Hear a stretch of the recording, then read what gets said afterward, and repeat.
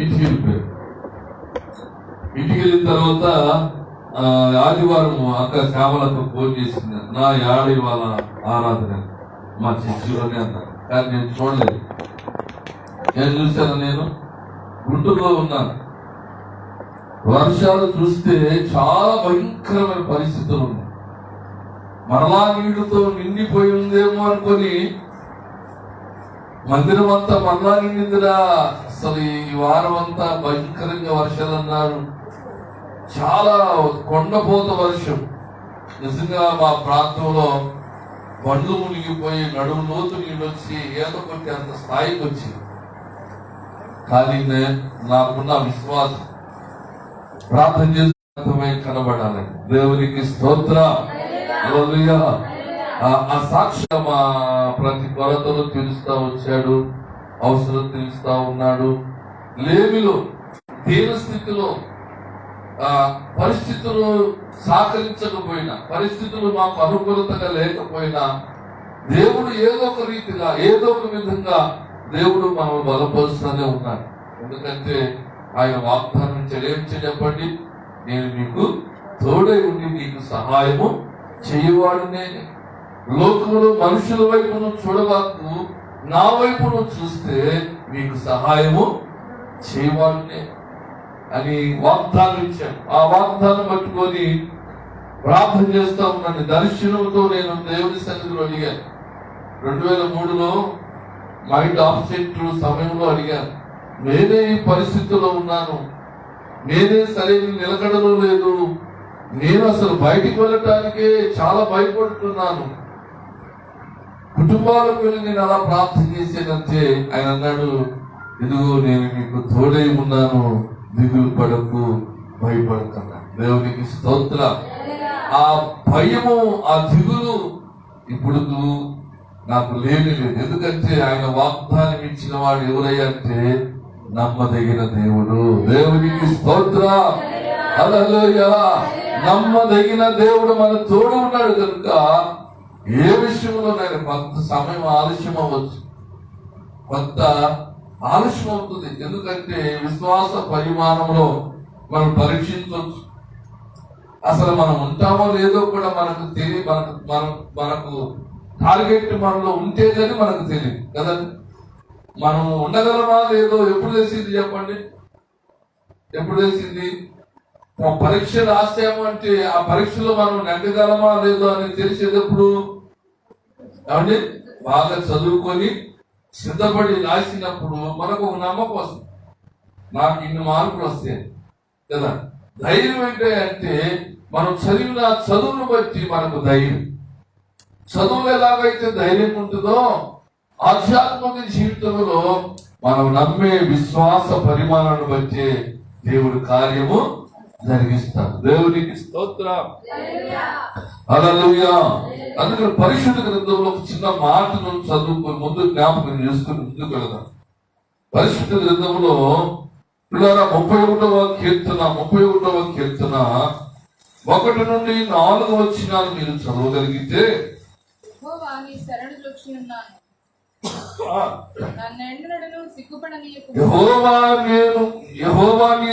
జొచ్చి ఉన్నాను, నన్నెన్నడను సిగ్గుపడనీయకుము, నీ నీతిని బట్టి నన్ను రక్షింపుము, నాకు నీ చెవి యొగ్గి నాకు త్వరగా విడిపించుము, నన్ను రక్షించుటకు నాకు నీవు ఆశ్రయ శైలముగాను ప్రాకారము గల ఇల్లుగాను ఉండుము. నా కొండ నా కోటవు నీవే, నీ నామమును బట్టి త్రోవ చూపి నన్ను నడిపించుము. నా ఆశ్రయదుర్గము నీవే, నన్ను చిక్కించుకొనుటకై రహస్యముగా వడ్డిన వలలో నుండి నన్ను తప్పించుము. చూడండి, అక్కడ ఏమని చెప్తున్నాడంటే శత్రువుల చేతుల నుండి నన్ను తప్పించగలిగిన వాడు నీవే. శత్రువు ఎవడు ఈ లోకములో అంటే చెప్పండి? శత్రువు ఎవరు? అండి నీకెవరైనా శత్రువులు ఉన్నారంటే ఏం చెప్తావు చెప్పండి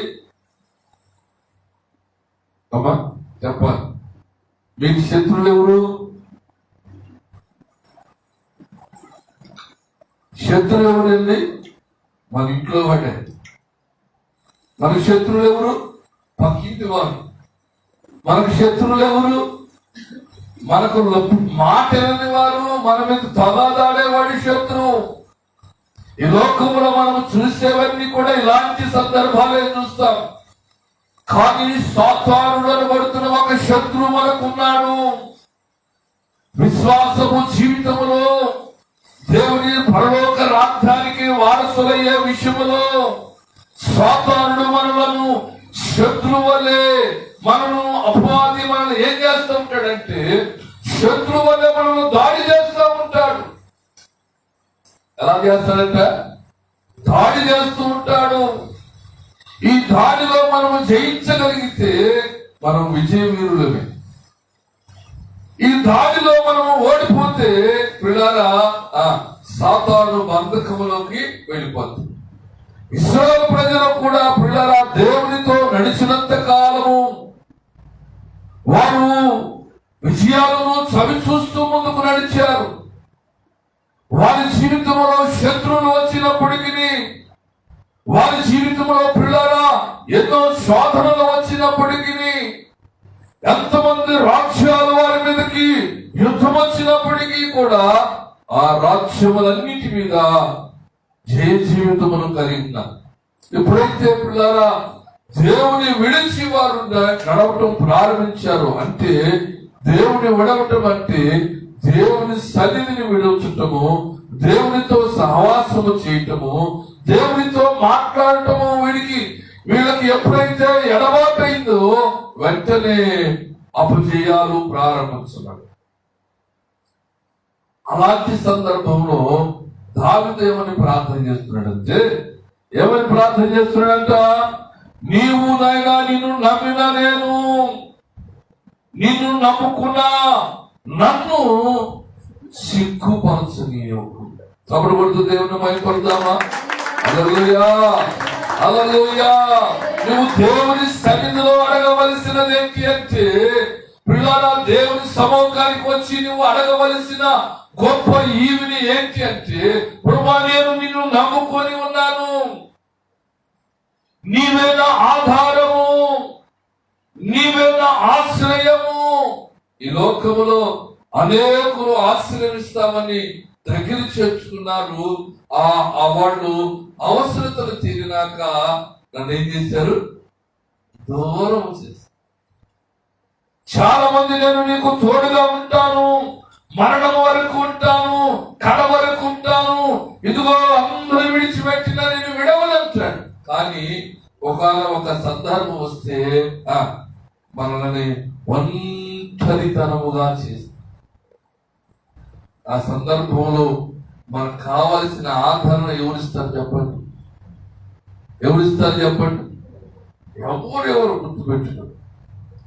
మనల్ని ఆదరించగలిగిన వాడు, మనల్ని బలపరచగలిగిన దేవుడే. దేవునికి స్తోత్ర, హల్లెలూయా. ఆయనను ఆశ్రయిస్తే, ఆయన వద్దకు వెళితే దావీదు అంటున్నాడు, అందుకనే మనుషులను ఆశ్రయించకుండా దేవుని సన్నిధి, అందుకని అంటాడు కదా, మనుషులను నమ్ముట కంటే యెహోవా నమ్ముకునుట నరునికి మేలు. ఈ మనుషులందరూ స్వార్థ ప్రియులు, మనుషులందరూ అవకాశవాదులు, మనుషులందరూ ఎలాంటి వారంటే పాము వంటి స్వభావం కలిగిన వారు. చెప్పండి, ఎలాంటి వారు? పాము వంటి స్వభావం. మంచిదనుడు చూడండి, పాలు పోసే పామును పంచుకునేవాడు ప్రతిరోజు పాలు గుడ్లు పెడతాడు.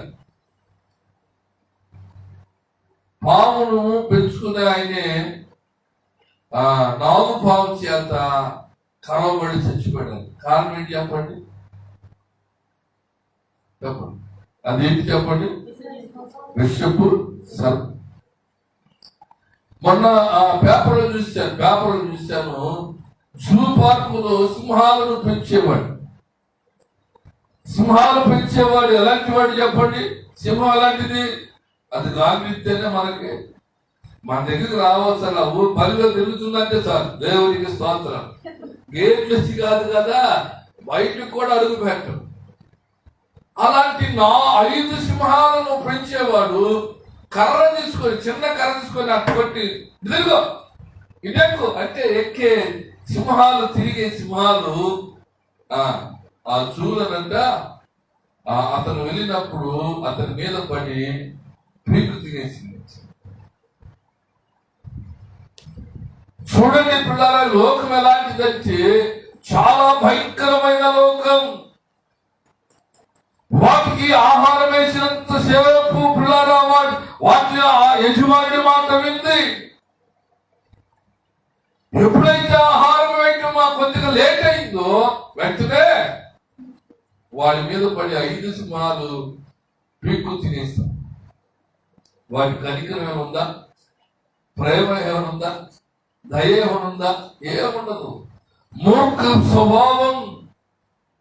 మనుషుడు స్వార్థప్రియుడు, దుఃఖములాడువారు, అనేకమైన బలహీనతలతో ఉండేవాడిని నమ్ముకుంటే ఏమొస్తుంది చెప్పండి? ఏమి కాదు. ఇంకా మనకు క్షోభే, ఇంకా మనకు కన్నీరే, ఇంకా మనకు సిగ్గులు కలిగజేసేదే కానీ ఘనతను తీసుకొచ్చేది ఏది కూడా జరిగించు. నువ్వు ఎంతైనా పెట్టు, నువ్వు ఎంతైనా చేయి. ఏమంటాడు చెప్పండి? ఏం పెట్టావు, ఏం చేశావు కదండి? ఏం పెట్టావు, ఏం చేశావు? మనుషుడు ఎలాంటి వాడంటే అవకాశవాది. కానీ మనం ఆరాధిస్తున్న దేవుడు అవకాశవాది కాదు. మన వలె మాట ఇచ్చి తప్పేవాడు కాదు. మాట ఇచ్చి నెరవేర్చగలిగిన సర్వశక్తి కలిగిన దేవుడు. దేవునికి స్తోత్రం. హల్లెలూయా. అందుకనే దావీదు ఈ మనుషులు ఎవడిని నమ్మలేదు, ఈ మనుషుల మీద ఎన్నడూ ఆధారపడలేదు. గొలియాతుకు యుద్ధం మీదకి వెళ్ళినప్పుడు కత్తులు, కటారాలు, బల్లేలు పట్టుకొని యుద్ధపు వస్త్రాలు ధరించుకొని పరిగెత్తలేదు. ఎంత పోయాడు చెప్పండి? 5 రాళ్లను తీసుకొని వెళ్ళాడు. ఏటిలో రాళ్ళు 5 రాళ్లను తీసుకొని వెళ్ళాడు. అతనుకున్న అలవాటు, అడవిలోకున్న అలవాటు ఏంటంటే ఆ గొర్రెల మందను మోపుకొని వెళుతున్నప్పుడు తోడేళ్లు, ఎలుకబంటులు, చిరతపులులు సంచరించే ప్రాంతంలో ఆ ప్రాంతానికి గొర్రెలు తీసుకుని వెళ్ళినప్పుడగా దావీదు తన చేతిలో కొన్ని రాళ్లను ఏరుకొని వెళుతూ తన దగ్గర ఒక ఒడిసి మీద ఉండేదండి. అది దాంట్లో రాయబెట్టి గిరా గిరా గిరా గిరా గురి చూసి కొడితే సింహమైనా సరే ఏమైందంట? ఒక్క దెబ్బకు పడిపోయేదంట. ఎందుకు అంతంటే ఆయనకున్న విశ్వాసం ఎలాంటిది? ఒక రాయి చేతనే ఎలుగు బట్టిని కొట్టగలిగిన ఆ విశ్వాసం, ఒక రాయి చేతనే సింహాలను చేర్చగలిగిన ఆ అభిషేకం, ఆ రాయి చేతనే తన గొర్రెలను కాపాడుకోగలిగిన ఆ విశ్వాసం ఎక్కడిది చెప్పండి? ఎక్కడిది అంటే చెప్పండి ఎక్కడిది? ఆయన నమ్ముకున్నవాడు ఎలాంటి వాడంట? సర్వశక్తి కలిగిన దేవుడు. చాపబడిన దేవుడు. నీవు నమ్ముకున్న దేవుడు కూడా ఎలాంటి వాడంటే మాట్లాడని వాడు కాదు. కళ్ళు మూసుకొని పోయి కూర్చునేవాడు కాదు. నీ దేవుడు ఎలాంటి వాడంటే పిలిస్తే పలికేవాడు, కేకలు వేస్తే ఎక్కడున్నావో నేను చూసే దేవుడు. అందుకనే రాయబడిన దావీదు కీర్తన 139లో రాస్తాడు ఏమనంటే నీ ముందు వెనక ఆయన ఆవరించి ఉన్నాడు అంటే అక్కడ రాస్తాడు. నువ్వు కూర్చున్నది, లేచినది, పడుకున్నది సమస్తమైన చూస్తున్నాడంట. నువ్వు ఏ పరిస్థితుల్లో ఆయనకు కేకలు వేస్తున్నావో ఆయనకు తెలుసు. ఏ విషయంలో నువ్వు కన్నీరు కాస్తున్నావో ఆయన చూస్తా ఉన్నాడు. ఏ విషయంలో నువ్వు భయపడుతున్నావో ఆ విషయంలో నుంచి భయం నుంచి తొలగించబడాలి అంటే ఇలా దావీదు అంటున్నాడు, దేవా సర్వశక్తి కలిగిన తండ్రి, నీవే నా ఆశ్రయము, నీవే నా ఆధారము, నేను నిన్ను నమ్ముకున్నాను, నన్నెన్నడూ సిగ్గుపరచనీయకు. దేవునికి స్తోత్రం. అందుకని దావీదుకున్న గొప్ప అనుభవంలో చూస్తే దావీదుకున్న విశ్వాసం ఏంటంటే, దావీదు కీర్తనలో 3:23 కీర్తన అంటున్నాడు చూడండి, యెహోవాయే నా కాపరిగా నాకేమీ కొదువగును, నాకేమీ కొదువగును. యెహోవాయే నా కాపరిగా నాకేమీ కొదువగును, నాకేమీ కొదువగును.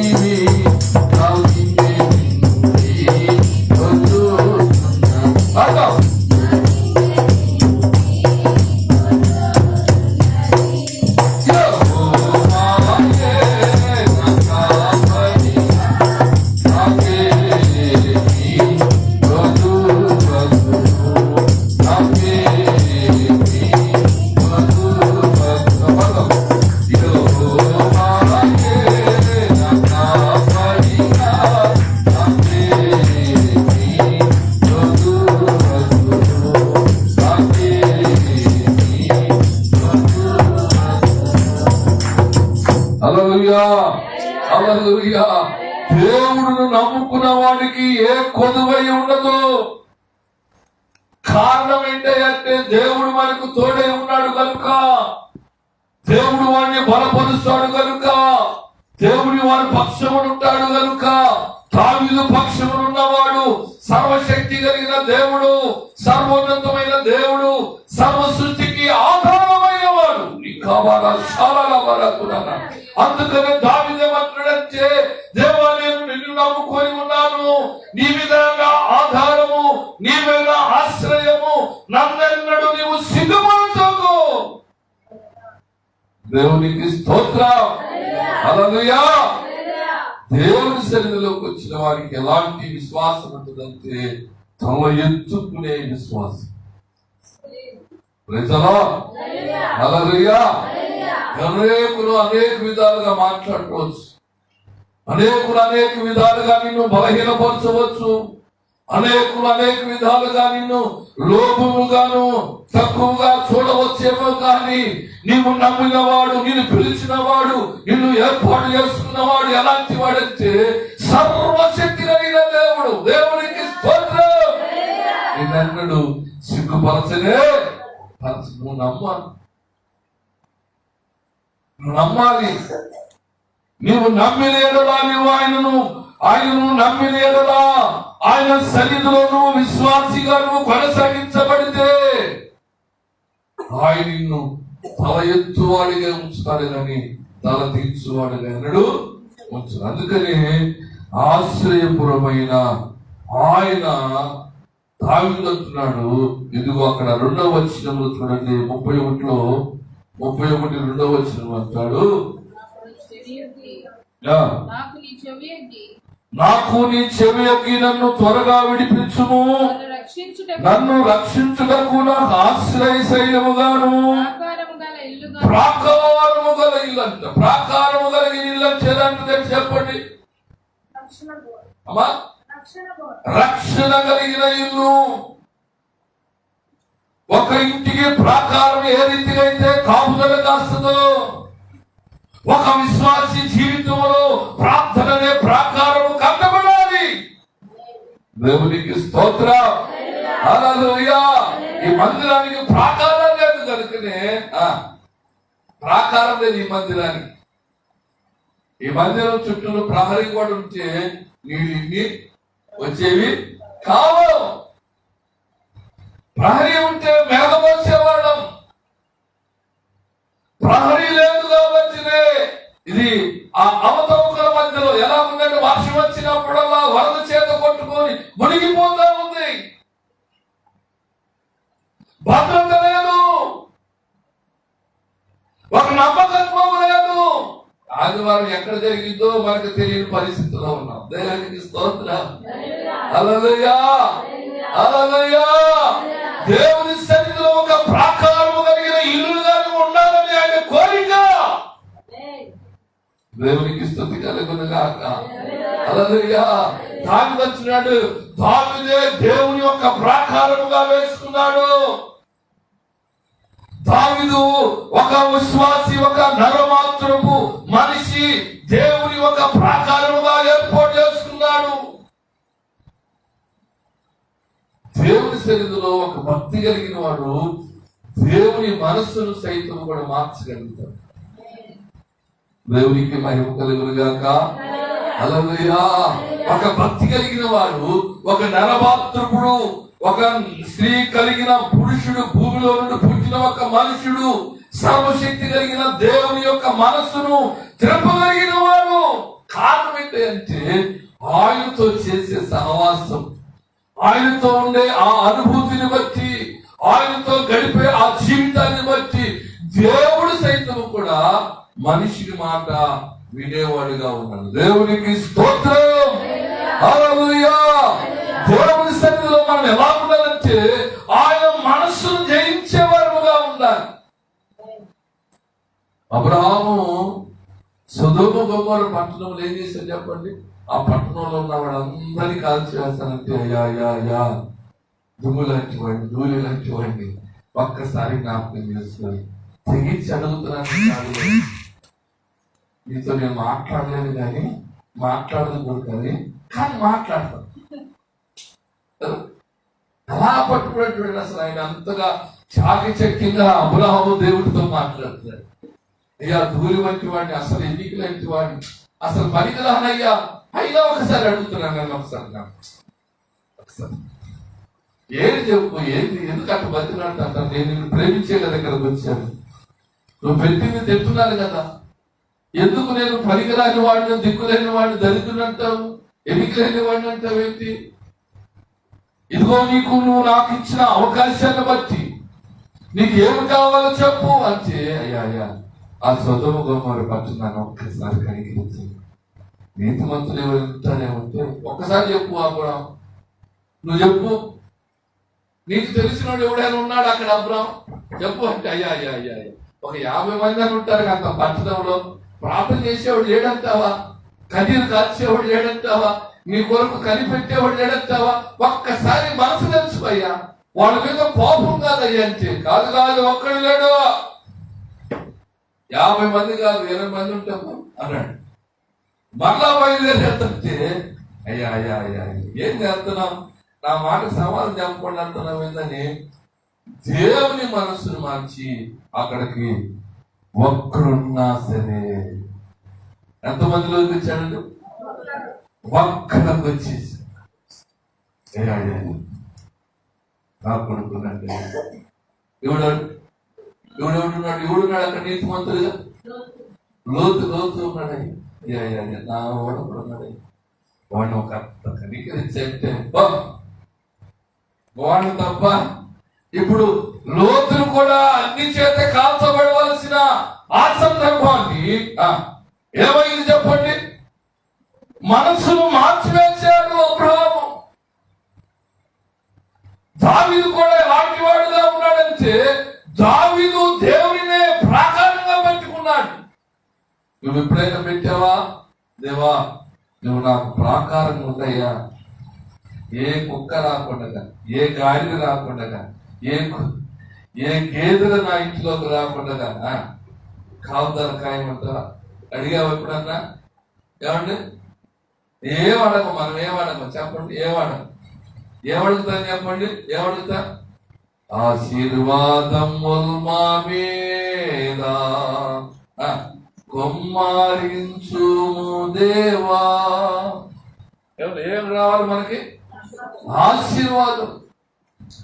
ధనము ధనము ధనము ధనము పిల్లల ధనము. ఇదిగో ధనము ఎలాంటిదంటే పురుగులు పట్టారు అంటే ఉంటారు. ధనం ఏమైందంట? సిమెంట్లు కొట్టేది. సరే, ధనము శాశ్వతము కాదు. ధనము ఈ రోజు నీ దగ్గర ఉండవచ్చు, రేపు వేరేవారి దగ్గర ఉండవచ్చు.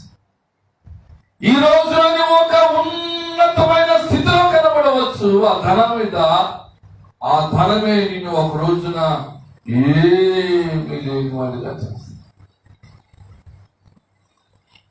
ఏ స్థితిలోనైనా నువ్వు ఎలా ఉండాలంటే దేవుడు ఒక ప్రాకారముగా ఉండాలి.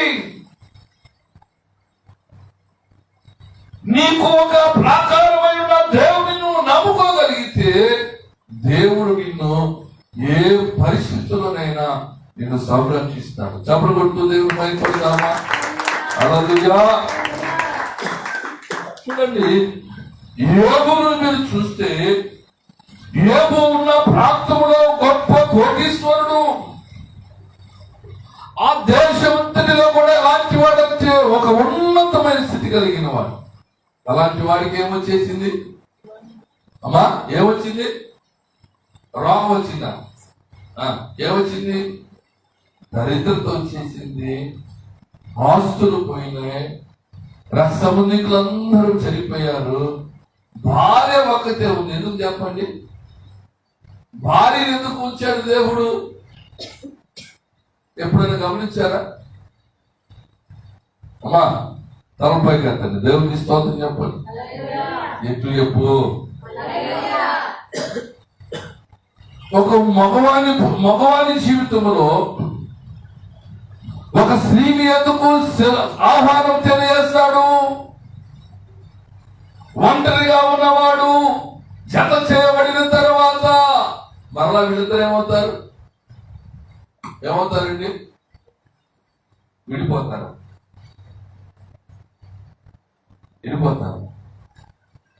వృద్ధి అవుతారు. వీళ్ళ రూపములో మరొక రూపాన్ని లోకానికి పరిచయం చేయాలి. వీడితోనే ఆగిపోకూడదు, ఆమెతోనే ఆగిపోకూడదు. అందుకనే వాళ్ళిద్దరి ద్వారా సంపాదించిన సంపాదన బిడ్డలందరూ వెళ్ళిపోతారు. చెప్పండి, బిడ్డలందరూ ఏమైపోయారు? చచ్చిపోయారు. ఆస్తి ఏమైపోయింది? కాలిపోయింది. గొర్రెలు ఏమైపోయినాయి? చనిపోయింది. పని వారందరూ ఏమైపోయారు? మా చెప్పాలి, ఏమయ్యారు? వెళ్ళిపోయారు. మిగిలిన ఎవరు? భర్త ఏ స్థితిలో ఉన్నాడు? దేని స్థితికి వచ్చేస్తే, ఇంట్లో యజమానుడు దేని స్థితికి వచ్చేస్తే భార్య ఏం చేయాలి? ఏం చేయాలి? నువ్వు నా వద్ద పారా అన్నాను, పనికి రావాలి ఎదవా అన్నాను. నువ్వు కాదే పక్కన కూర్చో అనాలి అనాలి. దానికోసం ఆ దేవుడు ఇచ్చింది భార్యని ఎందుకు ఇచ్చాడంటే ఇతరులు సమస్తాన్ని కోల్పోయినా మరలా ఆమె ద్వారా సంతానాభివృద్ధిని కలగచేయడానికి చెప్పబడ్డారు. స్త్రీకి దేవుడు ఇచ్చిన గొప్ప భాగ్యం ఏంటంటే యోబు జీవితంలో సమస్తాన్ని కోల్పోయి ధనము మీద ఉన్న సమస్త ఆశీర్వాదము ఆస్తంతటిని బిడ్డలందరినీ కోల్పోయినా భార్యను చివరి వరకు ఎందుకు వచ్చాడు అంటే మరలా ఆమె ద్వారా యోబు సంతానానికి వంశాన్ని అంకురాత్రం అంటే సమర్లా పునఃప్రారంభించడానికి. దేవునికి స్తోత్రం. అందుకని దావీదు దేవుడు నమ్ముకున్నాడంటే ప్రాకారము కలిగిన దేవుని నమ్ముకున్నాడు. దేవుని మనస్సును మార్చే పరిస్థితుల్లోకి నడిచాడు. అందుకని అన్నాడు దావీదు నమ్ముకున్నాడంటే అయ్యా నేను వాడిని ఈడి కాదు నేను. అందుకని చూడండి 118వ కీర్తన 9వ వచనములు అంటాడు, రాజులను నమ్ముట కంటే యెహోవాను ఆశ్రయించడం ద్వారా ఏమొస్తుందంట? చదవండి ఆ మాట చదవండి. మనుషులను నమ్ముకొనుట కంటే యెహోవాను ఆశ్రయించుట మేలు. అంటే నీ జీవితంలో దేవుని నమ్ముకుంటే మొట్టమొదటి మాట నీకు మేలు కలిగి. ఏం కలిగింది? మేలు. దావీదు దేవుని నమ్మాడు. దావీదు దేవుడిని ఒక ప్రాకారముగా ఉంచుకున్నాడు. దావీదు దేవుడును ఆశ్రయపురముగా ఒక ఇల్లుగా మార్చుకున్నాడు. మరి నీవు నేను మేలుకరమైన జీవితం మనం జీవించట్లేదు అంటే ఏడో బలహీనత మనలను వెంటాడు. ఏదో ఒక అడ్డుగోడలో మనను అడ్డిస్తా ఉంది. ఏదో మనలను దేవునికి మనకు కలిగిన సహవాసానికి దూరం చేస్తా ఉంది. అది ఏంటో మనం గమనించాలి. ఆ గమనించుకుంటే మనకు దేవుడు మేలు చేస్తాడు. దేవునికి స్తోత్రం. దేవుడు ఎలాంటి దేవుడు అంటే చూడండి, అబ్రహామును దేవుడు, యాకోబును దేవుడు, ఇశ్రాయేలు దేవుడు మన దేవుడు. దేవునికి స్తోత్రం. హల్లెలూయా. నీవు నమ్మే దేవుడు ఎలాంటి వాడంటే అబ్రహాముకి ఇచ్చిన వాగ్దానాన్ని ఇస్సాకు జీవితంలో నెరవేర్చాడు. ఇస్సాకు ఇచ్చిన ఆశీర్వాదాన్ని యాకోబులో నెరవేర్చాడు. దేవునికి స్తోత్రం. హల్లెలూయా. నువ్వు నమ్మిన దేవుడు ఎలాంటి వాడంటే అబ్రహాము, ఇస్సాకుల యాకోబు దేవుడు. అందుకనే మోషే దగ్గరికి వచ్చినప్పుడు మోషే అన్నాడు, అయ్యా నీవు ఇశ్రాయేలు ప్రజలను రక్షించడానికి నీ పేరు ఎవరు అని అడిగితే నేను ఎవరి పేరు చెప్పను అన్నాడు. అందుకన్నాడు ఏమని చెప్పన్నాడు చెప్పండి, నేను అబ్రహాము దేవుడను, ఇస్సాకు దేవుడను, యాకోబు దేవుడు. నేను నిన్న ఉన్నాను, నేడు ఉన్నాను, రాబో తరంలో కూడా. దేవునికి స్తోత్రం. హల్లెలూయా. నేను నిన్ను మిమ్మలను రక్షించేవాడును, ఐగుప్తు చెరలో నుండి నా ప్రజలను విముక్తి కలగజేసి అబ్రహాముకి ఇచ్చిన వాగ్దానాన్ని కానాను దేశంలోకి నడిపించగలిగిన సర్వశక్తి కలిగిన దేవుడను, వారి ఎదుట ఏ రాజ్యమును, ఏ దేశము, ఏ ప్రజలు కూడా నిలబడలేని పరిస్థితులు చేయగలిగిన శక్తి కలిగిన దేవుడను. అందుకని మోషే నువ్వు వెళ్ళి నా ప్రజలను ఐగుప్తు బంధకం నుంచి విడిపించమని. దేవునికి స్తుతి కలుగును గాక. హల్లెలూయా. అందుకని పిల్లరా, దేవుని మీరు నమ్ముకుంటే 3 విషయాలు చెప్తారు. ఇంటికి వెళ్ళి మీరు చదువుకోండి. 118వ కీర్తన 8-9 వచ్చిన చదివితే అక్కడ ఒక శ్రేష్టమైన మాటను మీరు చూడగలుగుతారు. మనుషులను నమ్ముకొనుట మనుషులను నమ్ముట కంటే యెహోవాను ఆశ్రయించుట మేలు. ఆ, రాజులను నమ్ముకొనుట కంటే ఆ, యెహోవాను ఆశ్రయించుట మేలు. అక్కడ ఎన్ని మేలు ఉన్నాయి చెప్పండి? 2 మేలు కనబడుతుంది. ఎవరికంట?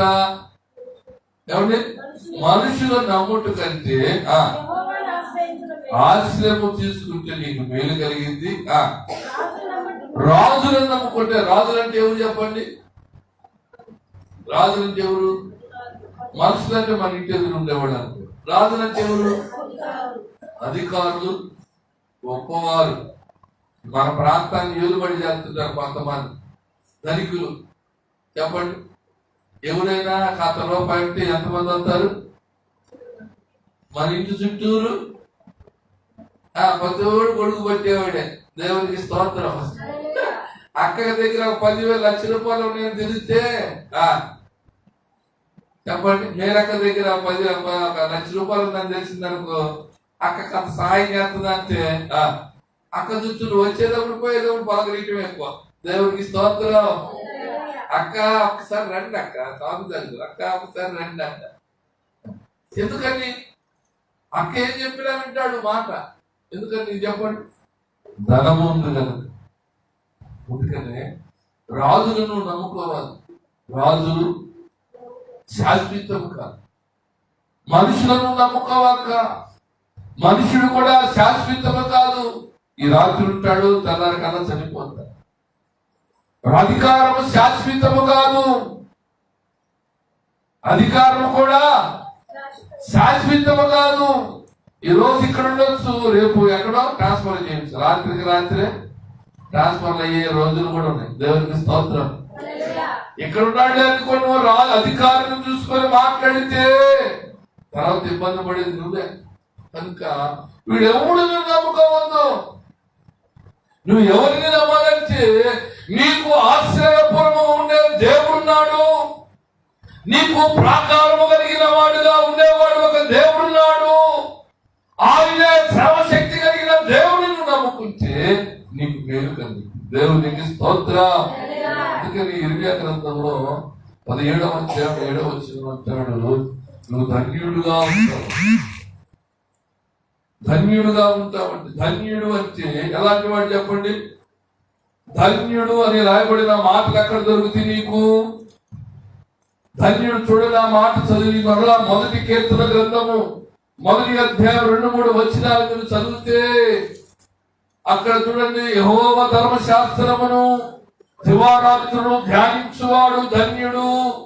అతడు నీటి కాలువన నాటబడిన వాడై ఆకువాడక తన కాలమందు ఫలమిచ్చు చెట్టు వలె ఉండును. అతడు చేయనంతయు తప్పుడు పడుతుంది. అనుభవిపడదా? నువ్వు కూడా ఎన్నో ప్రయత్నాలు చేస్తా ఉంటాం. మనం కూడా కదా ఎన్నో ప్రయత్నాలు చేస్తాం. ఆ ప్రయత్నాలు ఎన్ని సఫలమవుతుంది చెప్పండి? మన ప్రయత్నాలన్నింటినీ సఫలం చేయగలిగిన వాడు మనం ఆరాధిస్తున్నట్టు. దేవునికి స్తోత్రం. హల్లెలూయా. ఆయన మీద నువ్వు ఆధారపడగలిగితే, నా ప్రయత్నాలు నా జీవితంలో నా పిల్లల కోసం కూడా చేయి. నేను లగ్జరీగా ఉండటానికి కూడా ఆశపడను. నా ప్రయత్నం అంతా దేవుడు నాకు ఇచ్చిన దర్శనం మీదే, దాని మీదే కాన్సన్ట్రేషన్. 10 రూపాయలు దొరికినా 20 రూపాయలు దొరికినా అది సమకూర్చుకొని ఘనంగా దేవుని కార్యం చూపించబడాలి. పిల్లరా, పెద్ద సౌండ్ సిస్టమ్ కూడా తీసుకుంటాం. నాకేం లేదు, కనుక మందిరం కూడా కావాలి. కానీ ఆ మందిరానికి తగిన సౌండ్ సిస్టానికి కూడా దేవుడిని సిద్ధపరిచాడు. వెనక పునాదులు వేయలేదు, సగం వేసాం. ఈ మందిరం వేయకమని పేరు డ్రస్సులు కూడా తీసుకొచ్చేసాం. ఎప్పుడో మొదట్లో తెచ్చి ఒక 20 రేకులు మధ్యకాలంలో సమకూర్చుకుంటే మొన్న ఏమని చెప్పండి, వరద నీటికి తేలి ఆ 20 రేకులు కూడా పగిలిపోయి ఆ కాలం నుంచి ఏరియాను పోగలిగినన్ని పోయి. ఆ రేకులు ఎందుకు ఇరిగిపోయిన రేకులు కూడా అలా పెట్టారంటే, ఆ వాటిని చూసినప్పుడు రేకుల విషయంలో నా దేవునికి ప్రార్థన చేయటానికి ఒక ఆనవాళ్ళు నమోను ఈ ఇక్కడ ఎందుకు పెట్టాను చెప్పండి? తుప్పు పట్టుతున్నా ఇది ఎప్పుడు ఒక సాక్షాత్తుగా కనబడాలి. నా ప్రతి ప్రయత్నం ఇదిగో దీని ద్వారా నా దేవుని సన్నిధిలో ప్రార్థన చేస్తున్నాను, దాని కొరతలు తీర్చబడాలంటే ఒక నమూనా కనబడాలి, ఒక ఆనవాలు కావాలి. ఇప్పుడు నీ బిడ్డ నీ ఎదురుగా పెట్టుకొని బలహీనతగా ఉన్నప్పుడు ప్రార్థన చేస్తావు. ఏమని ప్రార్థన చేస్తావు? దాన్ని బాగుంటే దాని బాధ నేను చూడలేకపోతున్నాను అయ్యా, అయ్యా దాన్ని కనికరించాయని ప్రార్థన చేస్తాను. అదే బాగుందనుకో ప్రార్థన చేస్తావా? ఏమండి అంటే నీ పిల్లలు కలిగితేనేమో బాధ, మందిరంలో వస్తువులను తుప్పు పట్టిపోయి పగిలిపోతుంటే దాన్ని నిర్లక్ష్యం చేస్తే నాది కాదు కదా అంటావా? గుర్తుపెట్టు, దేవుని ఇది నీది కాదు, నాది. కొన్నాళ్ళు నాకు దేవుడు ఇచ్చిన ఆవిష్కారం వరకు నేను ఉంటాను. ఆ తర్వాత ఎవరొస్తారో తెలియదు, ఎవరు సేవ చేస్తారో నాకు తెలియదు. సేవను కొనసాగించబడాలంటే మీ పిల్లలు ఒక ఇంటిలో దగ్గరికి వెళ్ళి అద్దెళ్ళకపోకుండా రేకులు షెడ్డేగా ఒక ఇల్లు మంచి ఇల్లు చేసి ఏ రీతిగా సిద్ధపరుస్తావో దేవుని రాజ్యము కొరకు కట్టబడటానికి, నశించిపోతున్న ఆత్మలను దేవుని వైపు మళ్లించడానికి ఒక మందిరం అవసరం. తప్పుడు కొడుతూ దేవుని మైపడతాం. హల్లెలూయా. ఆ మందిరంలోకి అనేక ప్రజలు రావాలి, అనేక బంధకాల నుంచి విడుదల కలగ చేయబడాలి, అనేకులకు ఆశ్రయపురముగా దేవుని మందిరం ఉండాలి. దేవునికి స్తోత్రం. నువ్వు కూడా ఆశ్రయపురంలోకి రా.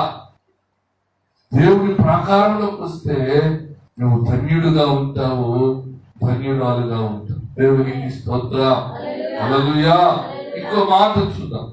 ఇంకా 37 వచ్చిన చూడండి. ముగిస్తాను. దేవుని చెప్తున్నా, దేవుని చెప్పారు.